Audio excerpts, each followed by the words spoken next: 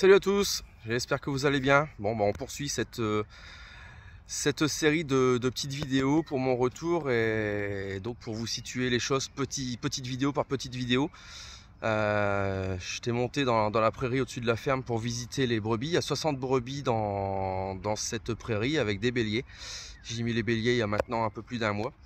Donc voilà, je me trouve au milieu de la prairie et je me suis dit que j'allais commencer par là en visitant les brebis pour comment dire, vous expliquer un petit peu tous les changements sur l'exploitation et tout ce qui s'est fait depuis un an. Donc je commence par là, ensuite on ira dans la nouvelle culture et je ferai un point sur les changements vraiment d'activité et matériel dans une prochaine vidéo, le week-end prochain ou la semaine prochaine, qui sera un petit peu plus longue.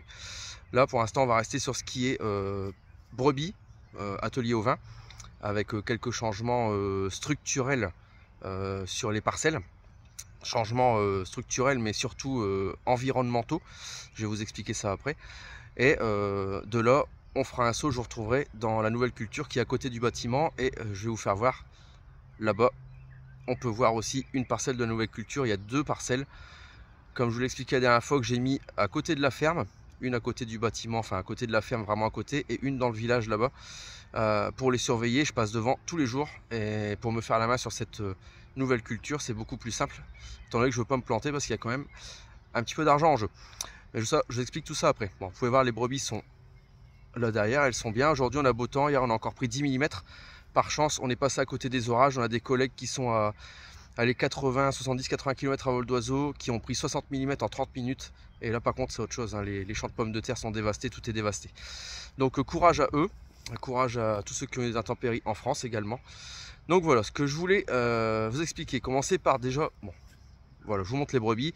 Il y a augmentation dans l'année à venir du cheptel niveau brebis. Voilà, on va passer les 100 brebis pour aller petit à petit sur 2 ans à 150 brebis.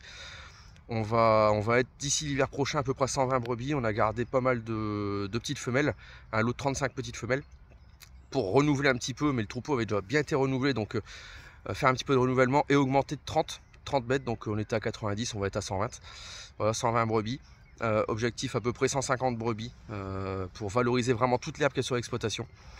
Le marché agneau est plutôt porteur depuis 2-3 ans, particulièrement cette année.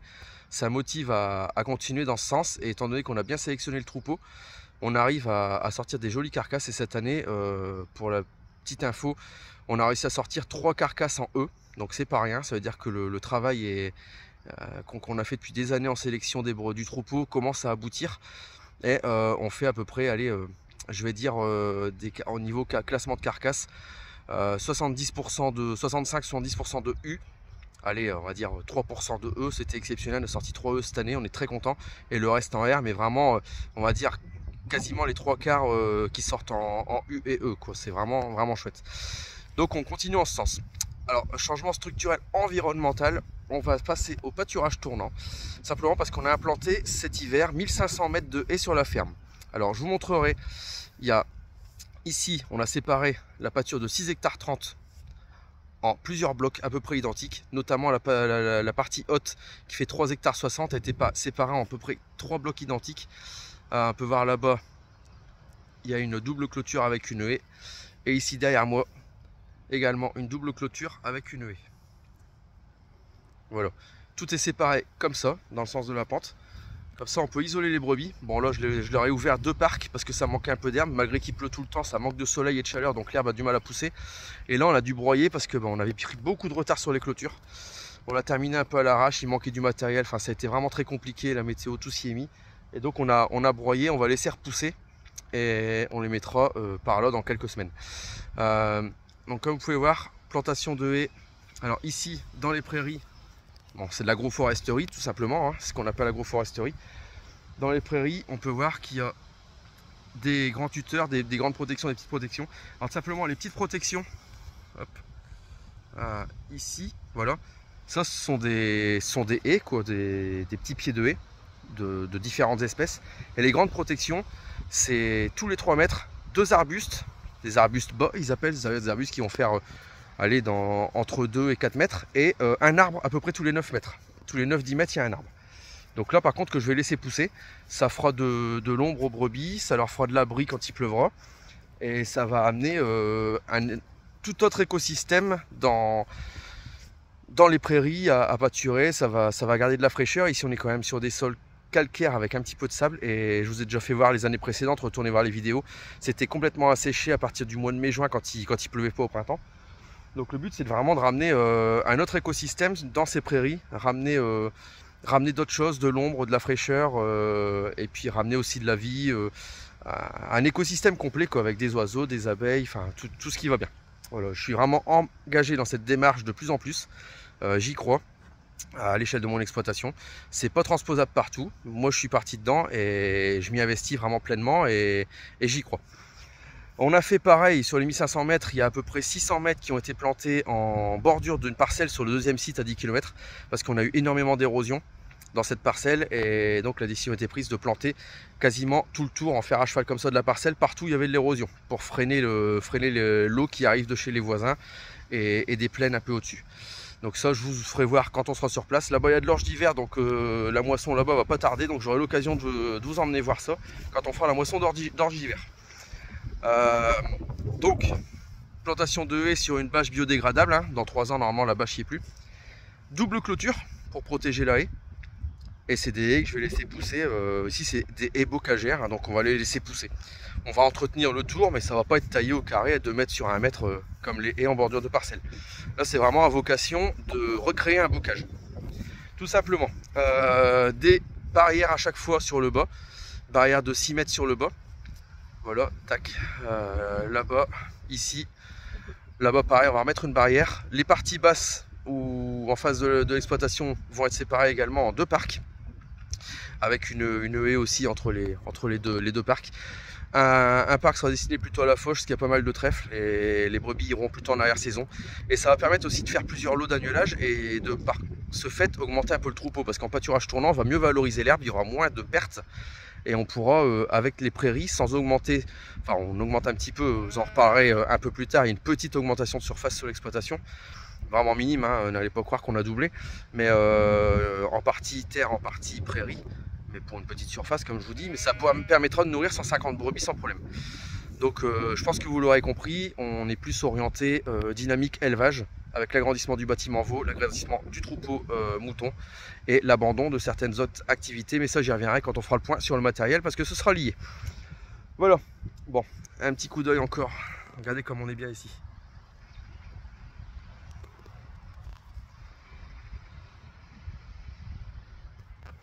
Là on a vraiment une belle journée, ça fait vraiment du bien. Donc voilà, des barrières, j'ai fait une commande de, je sais plus, 7, 8, 10 barrières, je sais plus, des barrières aussi, 2 barrières de 7 mètres pour fermer le site de la ferme complètement. Des barrières pour faire chaque séparation, mais bon c'est commandé, mais j'aurai pas le temps de m'occuper de ça tout de suite. Je m'occuperai de ça l'hiver prochain. Alors, on posera des barrières l'hiver prochain. En attendant, on a des barrières, des belles barrières en bois qui sont faites pour la bergerie, qui sont pas utiles en ce moment. Donc bah regardez là-bas, hop, c'est pareil avec des barrières en bois. La tonne à eau qui est là. Le projet futur enfin cette année, je sais pas si ce sera fait, mais à horizon 2 ans. Peut-être l'hiver prochain, on va voir si on a le créneau. Passer l'eau. Le bâtiment à veau est là-bas derrière. Et donc on piquerait l'eau sur le bâtiment à veau, traverser de route et on amène l'eau dans toute la prairie jusque là-bas. Avec à chaque séparation comme ça, tac, on mettrait un point d'eau.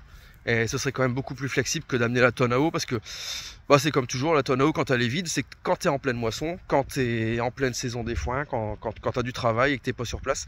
Bah, c'est là où ma femme, Lucie, parce qu'elle fait partie de l'exploitation aussi, et quand on a vraiment beaucoup de boulot dans les champs, c'est elle qui visite les bêtes et elle me dit bah, allez, demain matin il faudra penser à amener le tonneau à eau parce qu'il est vide. Et puis c'est là que tu as eu une panne la veille et machin. On va monter l'eau et ce sera beaucoup plus simple.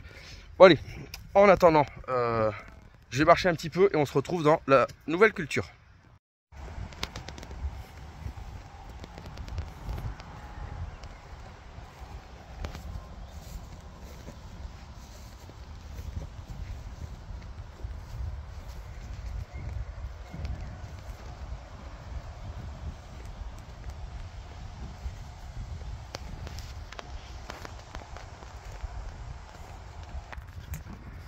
Bon ben voilà, voilà dans la nouvelle culture d'exploitation, première année que je fais donc du lin. Bon, pour la plupart d'entre vous, vous aviez deviné. Je vois quand même qu'il y a des gens qui connaissent. Donc voilà, c'est bien du lin que je mets donc pour la première année sur l'exploitation. Donc il y a 5 hectares 40 cette année en 2 parcelles. Cette parcelle-ci qui fait 3 hectares à côté de l'exploitation, et donc la parcelle qu'on voyait de la pâture là-haut qui fait 2 hectares 40, enfin elle faisait un peu plus que ça, mais bon, avec des restructurations de la voirie, tandis qu'on est pas loin de la petite ville, tout ça. On a perdu un petit peu de terrain. Il y a aussi du voisinage, donc des endroits où je ne sème plus en bordure parce que c'est impossible de désherber. Merci la PAC, merci les normes. Donc une parcelle qui faisait 2 hectares 53 il me semble à la PAC quand j'ai repris en 2019, ne fait plus que 2 hectares 42 exactement cultivés aujourd'hui. Mais bon, qu'importe, ça c'est un autre sujet. Là pour l'instant, voilà, on est dans la parcelle de lin, vous pouvez voir. Hop, j'ai eu une problématique rumex, donc j'ai dû refaire un désherbage de rattrapage. Ça m'embêtait sans m'embêter parce que de ce fait les lins sont très beaux, très puissants cette année. Ça m'a permis d'éviter de faire un régulateur. Bon, le second désherbage a bien calmé le lin. Fait qu'aujourd'hui on a un lin. Voilà, hop. On a un lin qui fait à peu près 75-80 cm et qui va fleurir dans pas longtemps, regardez. Hop. Là on commence à apercevoir petit à petit des boutons floraux. Donc c'est un lin qui, une fois fleuri, va encore peut-être prendre 5-10 cm. Donc c'est un lin qui fera à peu près 90 cm et c'est vraiment ce qu'on recherche. Un lin trop haut, enfin par expérience des collègues, c'est un lin qui risque de verser déjà d'une part, et donc à récolter c'est compliqué. Et ça fait pas forcément de qualité, parce qu'on cherche non seulement le tonnage, mais bon, un tonnage je vais dire raisonnable, pour dire d'avoir ce qu'il va falloir le faire rouir ce lin quand il sera arraché. Donc pour qu'il rouisse plus facilement, moins il est épais, plus il rouille. Mais bon, il faut quand même un mix des deux. Donc idéalement, il faut les viser un lin de 5-6 tonnes hectare, 6 tonnes et demi en rendement paille, mais avec une qualité au-delà de 20% de filasse, ce serait l'idéal. Voilà. Parfois des lins font des 7-8 tonnes, beaucoup de paille, mais en qualité c'est moindre et ça fait des 12-15% de filasse. C'est pas beaucoup mieux. Il y a une qualité de filasse aussi à avoir. Bon, je vais découvrir toute cette culture cette année, hein. Je peux pas encore vous en parler de façon, enfin voilà, je connais pas encore tous les.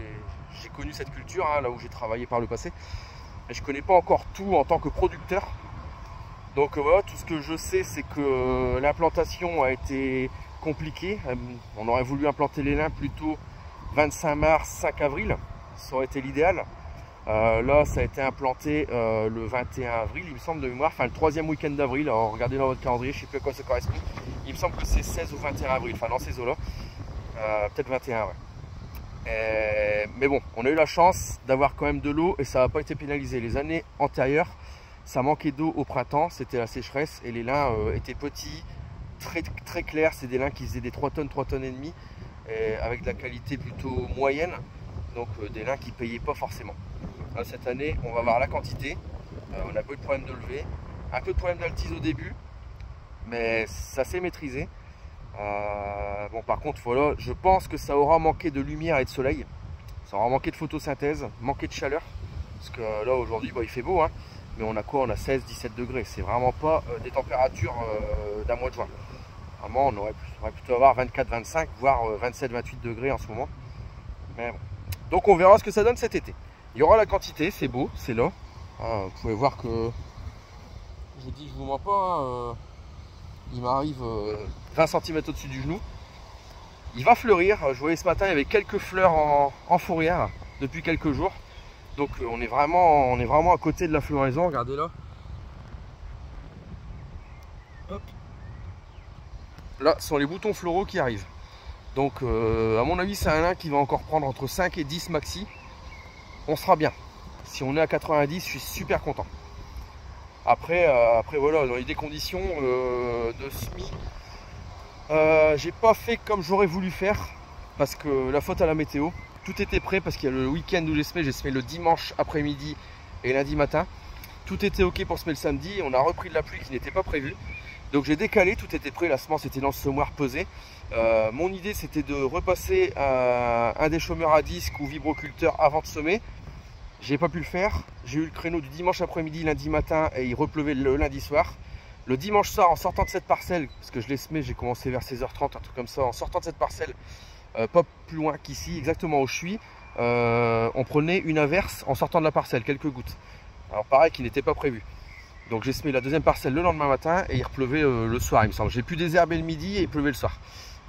Descendu du semoir, désherbé tout de suite et il pleuvait déjà le soir. Donc j'ai pas pu refaire un passage d'outils avant le semis. Donc c'était un petit peu grossier, trop grossier je pense, qui m'a valu les altises. Une levée un petit peu hétérogène et on voit un petit peu de nuances. Je sais pas si vous allez pouvoir l'observer. Ça paraît bien homogène comme ça, mais quand on regarde vraiment dans la parcelle, il y a quelques... C'est un peu hétérogène. Bon, ça ira comme ça cette année. Une année sécheresse, ce serait bien pire, je pense. Mais bon, on verra ça. Vous en aurez des nouvelles. Je cherche une fleur. Vous en aurez des nouvelles cet été à la récolte. Ah bah regardez. Ah, si vous allez le voir, voilà, une fleur de lin. Hop. Alors ça c'est super beau, j'adore ça. Alors le lin, c'est une culture, pourquoi mettre du lin? Je suis un peu amoureux des cultures qui demandent un peu de technicité, qui demandent un petit peu de complications, mais aussi financièrement parlant, des cultures qui apportent de la valeur ajoutée. Le blé c'est bien, les céréales c'est bien, mais je suis pas trop céréalier dans l'âme. J'en mets, hein, on est obligé d'en mettre. Mais je cherche toujours une valorisation un petit peu autre, comme avec mon blé. Le fait d'être dans un programme Sol Vivant et d'écouler mon blé dans le groupe Nestlé Purina pour faire des croquettes qui est à côté. Bon, j'ai une valorisation autre, je pense que vous avez déjà expliqué, mais on prend 13 € de la tonne en plus avec cette valorisation, c'est pas négligeable. Je fais des orges hybrides, bon, toujours des petits trucs pour essayer d'apporter cette petite valeur ajoutée. Et les pommes de terre, donc pareil, hein, pommes de terre, culture un petit peu plus complexe qui demande du travail mais qui apporte de la valeur ajoutée. Et le lin, c'est une culture un petit peu comme ça aussi. Bon, je ne vais pas me lancer, vu la surface que j'ai, dans des légumes, etc. Mais je pensais que allier les céréales, le colza avec du lin et des pommes de terre, ça pourrait faire un mix pas trop vilain. Et bon, il y aura plus ou moins de surface selon les années parce que le lin, on y revient dans l'assolement tous les 7 ans normalement. Donc on va avoir vite fait le tour des parcelles. Donc après je pourrais alterner aussi avec du lin d'hiver. On fait du lin d'hiver dans la région maintenant. Cette année ça n'a pas trop réussi parce qu'on a eu du -12. Plus bas dans la Somme ça a réussi parce qu'il y a gelé moins et ils sont très beaux. À voir ce que ça va donner au niveau filasse, au niveau qualité. Bon, ça on refera un petit peu le point cet été lors de la récolte. Voilà, bon, j'espère que vous m'avez entendu parce qu'il y a quand même pas mal de vent. Bon, c'est bien parce que ça sèche. Qu'est-ce que j'ai fait? Ouais, j'ai fait du broyage tout autour de la ferme, vous avez vu, paf. J'ai pas avancé les travaux du bâtiment, on va reprendre ça demain, on est mercredi soir. J'ai commandé tout le matos pour faire les coffrages, planches de coffrage, fer à béton, enfin tout ce qui va bien pour faire les coffrages. Clément, le salarié de l'exploitation qui est là grosso modo 2 jours par semaine, et là jeudi vendredi, donc on va être à 2 pour s'attaquer à ça parce que faire du coffrage seul c'est pas forcément évident. Donc on s'attaque à ça dès demain. Et puis moi je reviens vers vous dans quelques jours avec une vidéo sur les autres changements de l'exploitation, notamment au niveau matériel et des activités qui s'arrêtent pour laisser place à du temps, pour consacrer plus de temps à l'atelier veau et à l'atelier ovin avec l'augmentation des 2 troupeaux. Voilà, allez, je vous dis à très bientôt pour une nouvelle vidéo et je vous souhaite une bonne soirée.